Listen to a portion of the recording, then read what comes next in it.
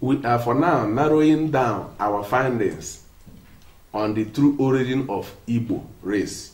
The word of letters translated Igbo come from the name Hebrew. Ndị Igbo n'onwe ha na ma ibe ugwu etu ha si ebe nwa ugwu ha na ndị Israel ma ọ bụ ndị Hebrew bụ iwu Chineke nyere fa bụ ibe nwoke ugwu mana adị ebe nwaanyị ugwu na amụrụ na nwa nwoke ome abalị 7 na abalị 8 a ga-ebe ya ugwu. N'ịga n'iru ịkọwara gị eziokwu na ndị Igbo si Hebrew wee bịa, soro m gụọ akwụkwọ nwoke a na-akpọ Chisomani 2004. Ọ kpọrọ ya The Complete Information on Biafra. Gụkwa akwụkwọ a na-akpọ edere n'ọnụ oyibo The Quest for Origin of Igbo People by Uche P. Ikanyibe. Gụkwa akwụkwọ a na-akpọ The Igbo Yoruba Politics by Anene Obianyido. Gụkwa akwụkwọ ọkankụ ngụba fanche ebe a anya ya ha na tata. Ị ga-afụkwu ọtụtụ ndị mmadụ, ndị igwe na ndị eze na ndị oke mmụta ihe ekirizi ihe ngosi ebe ha gbara ama. Ị afụ nke mmadụ dịka eze Israel Highness eze CN Idigo nke abụọ nke Aguleri. Mgbe kirizie ya ugbu a ka ịfụ ama ọ gbara na ndị Igbo bụ ndị Hebrew.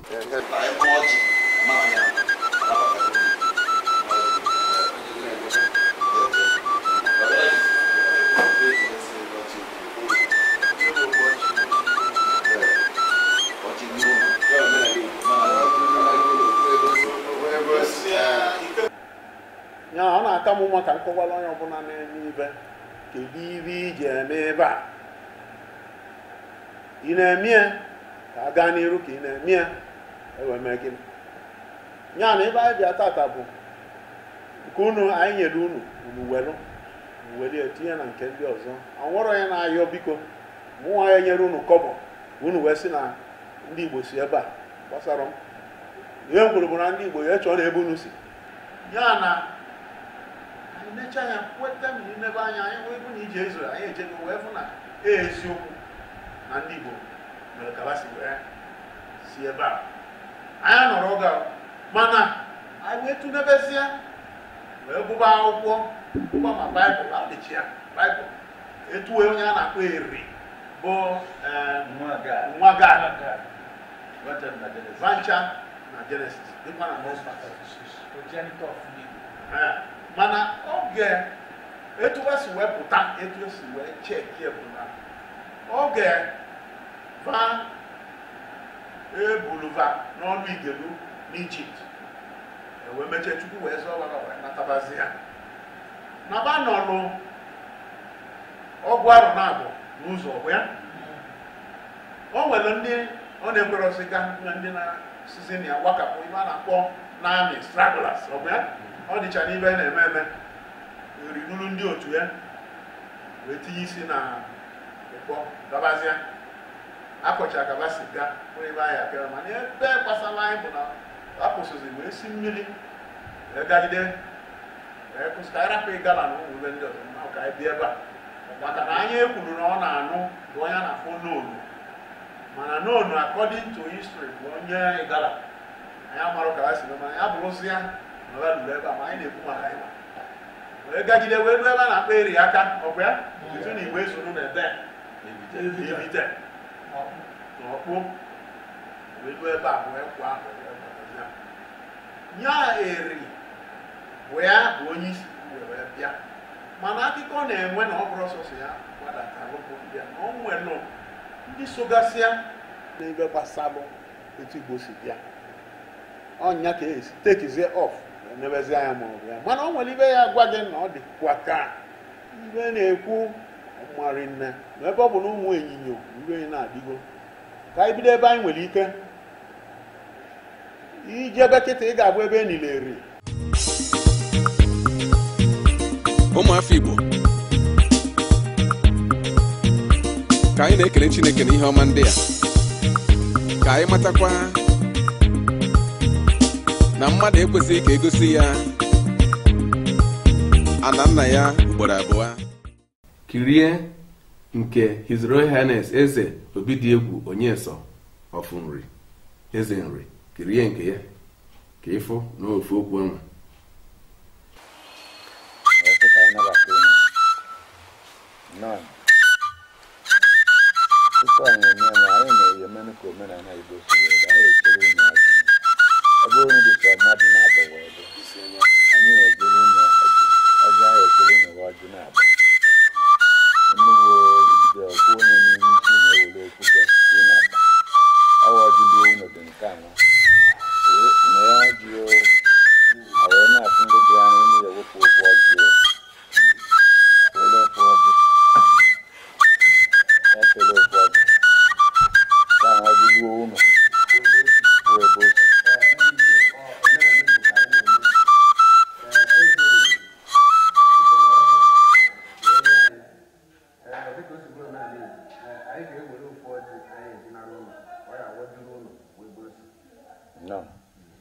Nke ọzọ dịkwa ebe a edowekwu ya tupu anyị mee ife ọna.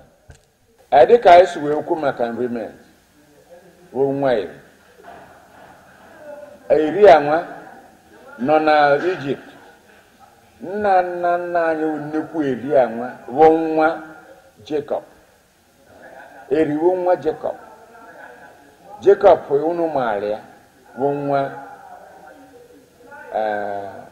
Isaac. Isaac anwụ nwa Ibrahim. Ibrahim mụtara nwa na-abụ before nwunye ya mụtara nwa. Nwunye ya Sarah mụtara nwa Egyptian maid mụtara ya diọkpara. Kekpara nke anwa Ishmael. O jiri ya mee diọkpara maka na ọ etu omenala ndị Igbo si eme na ọ nwaanyị n'imele ego n'isi ya mụtara ya nwanne nwoke ọwụna ịkpọtara ya diọkpara. Onye ka o jiri Ishmael wee mee ife ọwụna ka nwede ọzọ ya ka anyị na-ekwu na Eri nna Eri oge ada bụ nwa Jacob ọfa.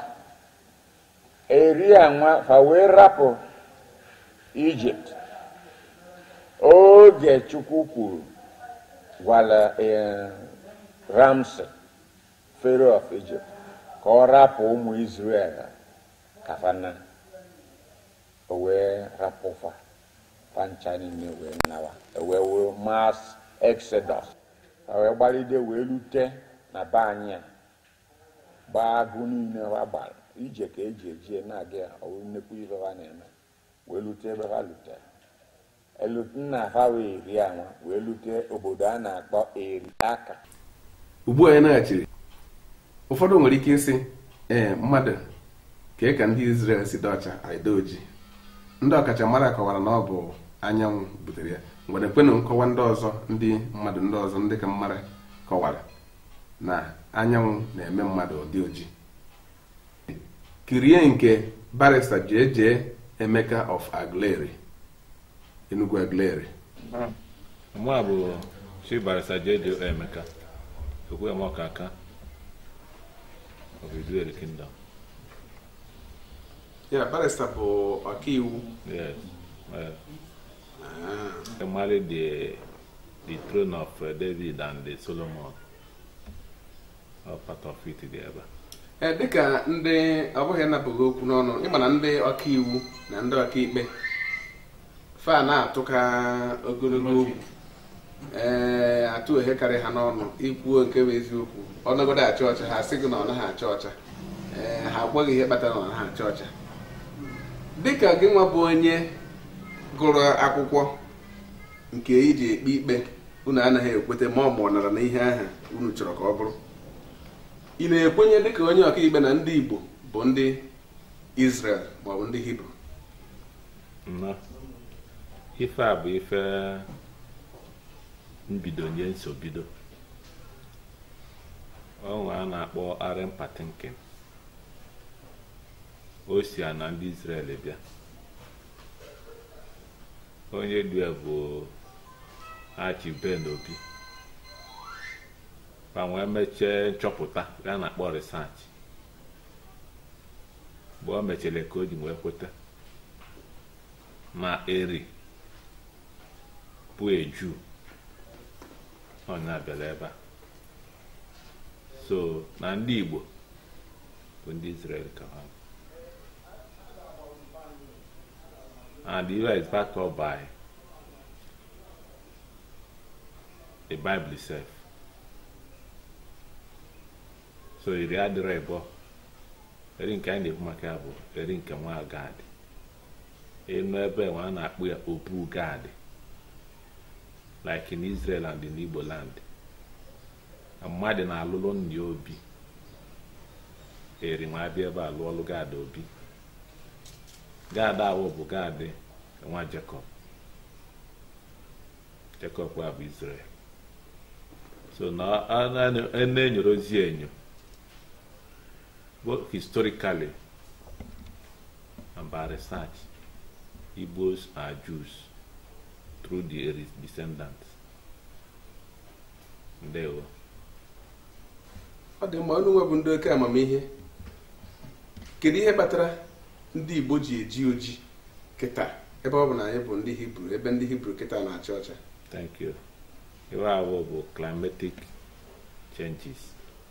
Our continental climate, but our color. Oh, when I put DNA, if you get my blood now, get the blood of the present Prime Minister of Israel, Benjamin Netanyahu. Blood. So all color, African sun, at Alaji Diojimara,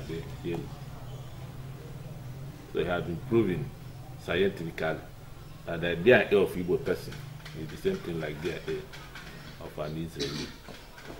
Anyway, as a cultural history, Galagama series of people in the Beleva, different universities all over. My America, my India, my Ethiopia. If any now, one can come, I can number Walangana. So one, you believe Melama. Here we are not about I mark, not your mark. ABF Flonana. Any name who they now also more than a different books of history, archaeology, anthropology. Punch up by fair life. The book God named Guaguer. Ndibo Kachan, Chukumbelun Kunu Kacha. And Nkacha with Chukumbelun, Makano Muchu direct Kunup. Ndibo, the Hebrews, the Jews, are direct sons and daughters of God Almighty. Ọ dị mma, anyị eje igosi unu nyebe okwute. Gosikwa unu Obu Gad.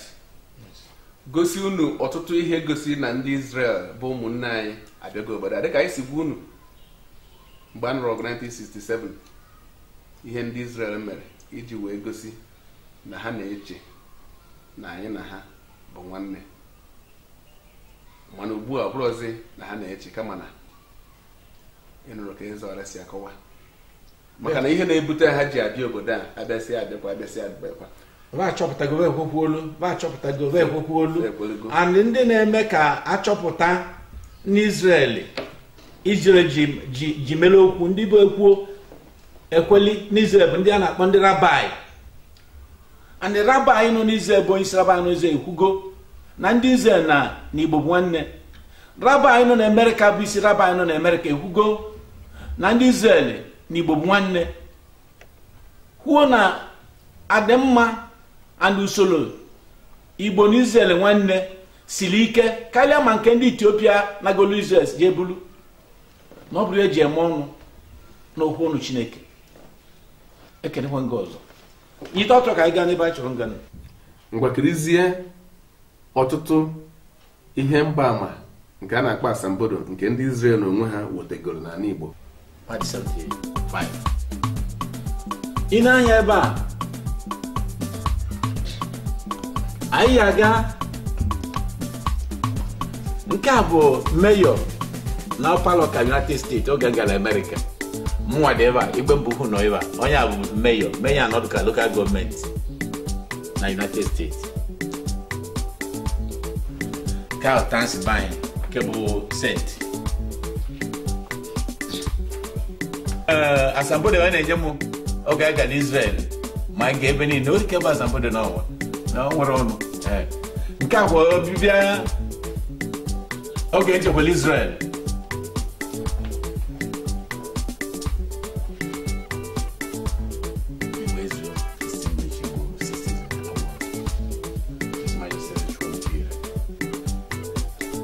Ndekwa anya oge agala Israel ndị Israel chia m akwa ime na ha chiara m akwa ibe ọbụla m ga na-akpọzi m King of the Israel. Ọ bụrụ na ị bụrụ onye Igbo wee soro anyị oge ahụ mụ na gị nọdụ ka ihe ese pichọ maka na ndị ọcha na-achọrọ ka gị na-ese pichọ nọ ịbịakwute m nso gbagbo igwe sete pichọ ị na-anyị bụ ka ndị ọcha gbam okirikiri ovu certificate ahụ BAT knowing that the nji were recognize kwa the Emmanuel Tor oge agakwala Israel orike bụ asambodo nọ ndị kolekole orike bụ asambodo.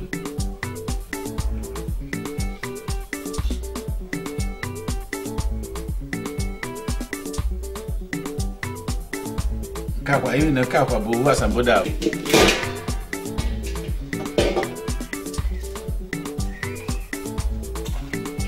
Mbido akwụkwọ certificate nwe enyere m akwụkwọ certificate nwe n'ebe May 22nd 1997 na International Conference of the Judah, Hebrew and Israelites. Onye signed la Church David Israel, International Director, ke Solomon Sabbatic Federation. Enyere m certificate nwe nji wee gosi bụ ndị Israel na ba agwụgwọ nwanne m a na-achọ achọ point ya m dị as a West Africa coordinating Igbo and Israelites. Oge banye m certificate ya dị ebe a agwalịba m dị about 43 countries where the Jews all over the world nọ na communicate as ụmụnne anyị maka ibe a ji wee nye mmiri and then kọwa niile na ndị mmụ Israel na-ekwu na ọ na-aga ụwa niile mgba ụwa niile ebe ụmụnne m nọ na akwụkwọ nsọ gbasa na akwụkwọ nsọ bụ Baịbụl gbalịba na olugo ka ụmụ Israel mali ụmụnne ebe ọbụla ba gbasara agbasa ka anyị kọtọ wee na-eme gịnị nwa na-aga na ebe akwụkwọ nsọ gbalịba andọkwa m oge gbalịba nọ na ebe agbakwa nna agwa gị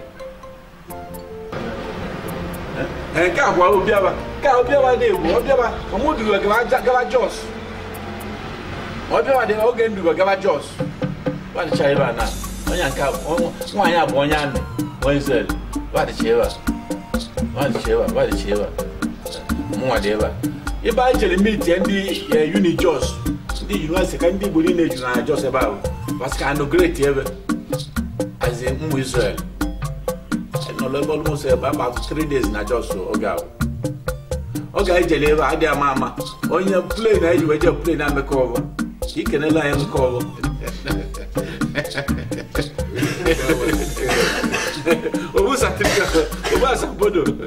obu nchizola achịba niile o nwere ọrụ asabodo ọ bụrụ chọrọ m asabodo nchịta gị ndị dịkwa n'ime akpati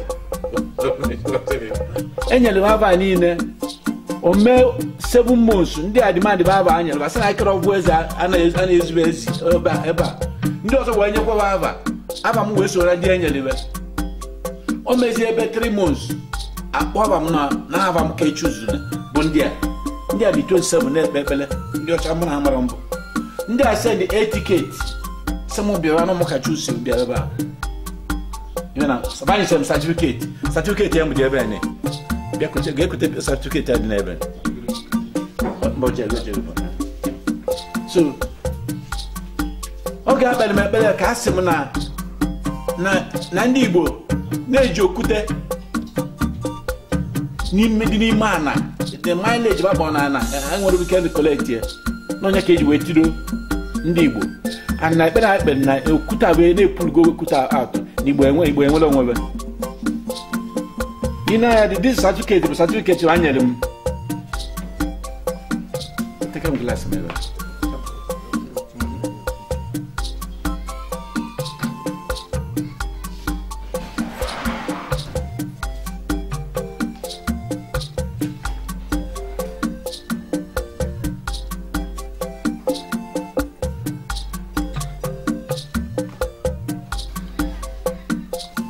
n'anya ebe a again, n'anya ebe ọzọ ebe a. If this is my journey in Israel. We na-agba m okirikiri abụ ndị ọcha. Ebe a bụ my journey in Israel. Ibe dị ebe si leba na na. Ibe bụ na nkesi. Ibe si leba bụ ndị ba na-akpọ ego mbụ anyị na-akpọkwa ego ayọrọ. Oyibo na-akpọ ya cowry. Ọ dị na dị men obi eri ji aka wee de owu ibe ndị Israel chọpụtara anyị na-anya bụrụ nwanne dị ebe a. Owu ibe ndị Israel chọpụtara ba na Igbo ji bụrụ nwanne ka eji ego mbụ ego ayọrọ ndị oyibo na-akpọ cowry wee dee ya a na-akpọ ancient Hebrew writing. Ọ ka dị na ana abụ ga ikpọ ede n'ọnụ Hibru. Okwute a bụ ibe anyị wee bute ya bụ ibe nna anyị bụ eri bụ nna Igbo niile. Ibe odolo ugbo ndị Igbo na-akpọ pat ibe odolo ugbo okwute enwe dịchaka step ọ dị ọtụtụ and na-anya kịta ebu n'obere kọlọ ka o nwere ya ka a na-akpọ holy stone ahụ ga na-agwụ ya ma anyị mara na ọ dị na Baịbụl ma abụla abụgola akwụkwọ nke ụwa niile maali bụ hisịrị ọ bụ ọsọ hisịrị mmụ Izrel ọ bụ hisịrị ụwa niile maka ibe na-akpọ Chineke ị na-agụchara maka Israel mana ikere ọgwụ the Bible. Israelite make ka anyị mara that na Bible is a history about Israelite. Iba bụ the only story. Iba wee riba ka anyị butere. Deje kuku. Nekwe ebe a. Onye bụ ife? Eri tu bụ dị ba. Nna anyị eri abụ. Nna m na gị na-aba. Sọsọ ya na-abụrụ ndị ya bụ onye da n'elu dị ga-ebuzo ndị ugwu agụsiri ugwu. Ma ọ bụrụ na amụrụ ga-amụ.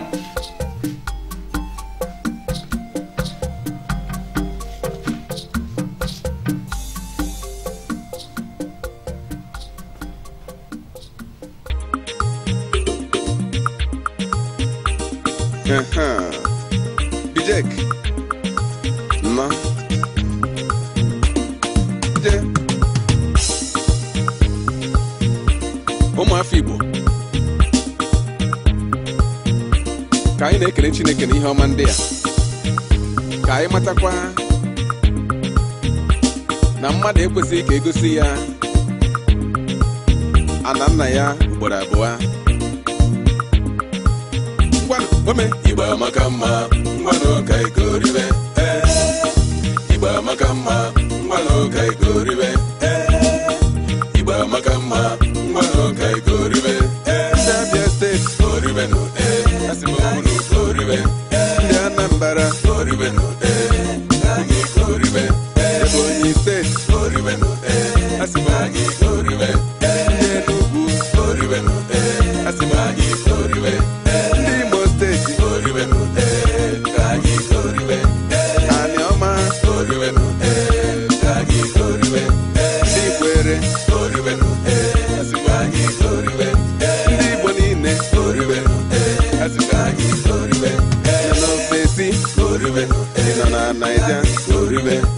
n'ihi gịnị Igbo amaka mma ọ bụ ya ka eji wee bụrụ ide.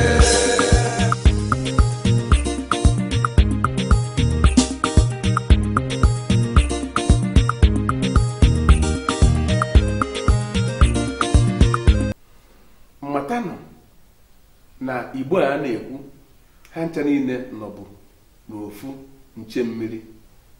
Ya bụ na oge eruo na mgbe anyị ga-ejikọkwa onwe anyị ọnụ nke ga nke n'oge a ihe na-emebisi n'obodo na-ekere steeti kerikọcha ya etu ọbụla osiledo Igbo ga-amara na ha bụ ofu Igbo ofu ụmụnne keka nke ụmụaka na-apụtazi kịta maka anyị nwee emego oke ọha ka ụmụaka na-apụtazi kịta ya nọ n'Imo nọ n'Abịa ebe ndị ọzọ gojega ka ha ghọta na ofu ụmụnne ka anyị bụ na nwanne adajụ nwanne anyị nyekọ ọma mmiri ọnụ dịka nsi ekwu gbaa ụfụfụ ka ha ghọta n'Igbo bụ Igbo n'ọdụ mkpa na anyị ga-ama na anyị bụ Igbo. Ọ n'obodo ebe anyị pụrụ ụzọ ije dị iche iche alụ aka na ndagwurugwu ebe a na-abara aba si onye Igbo ikpochie gị lụọ ụlọ onye Igbo ebu ụzọ kpochie ya lụọ onye ụlọ ịlụ aka na-aba aba na ajọ ọbịa onye Igbo ya mechie ajọ ọbịa iwe kpọọ ndị ya eme etiche were ekpere mebichie nye ọ lụọ ụlọ enu na ọkwụrụ mana o mewe amechezie ewere akpamasị na ekworo na ntaji anya wee n'anya aka ọzọkwasị na a na-eme Igbo a na-eme onwe fa ọ gịnị kpatara na onye pụtara izu ije ya ewere ume n'ibe niile ọ kpatara n'ụwa na-eti ihe so n'ovu obodo ọ nọ n'ime ime lote obodo isi na ya unu ekwekwana ka na steeti asịghị bụrụ ihe ga-ekposasị Igbo lotenu na anyị ncha bụbu ofu mgbe a na-akpọ anyị Eastern Nigeria and maka na anyị bụ ofu ka Ojukwu ji chịkọta anyị mgbe a chọrọ ikpochapụ anyị. Ọ bụ na abịa unu asịkwana na m bụ onye Anambra ma na ọgbasa m na m bụ onye Ebonyi na ọgbasa m, anyị niile bụ ofu nne ofu nna, anyị bụ ofu, anyị chịkọta ọnụ ka ukwu azịza onwere onye ga-ekposa anyị. Okwute ndị Igbo anyị nwere na-asị gị kedu elemanya ndị Igbo nwere ugbu a aga n'iru ndị Igbo maka na ụfọdụ na-asị na ha amazi ebe ede ebe a na-eje a ga-ejisi gbara ụkwụ n'ibe anụnwa na-azọ oke ndị Igbo na Naịjirịa. O mee tata, o mee n'izu, o mee n'ọnwa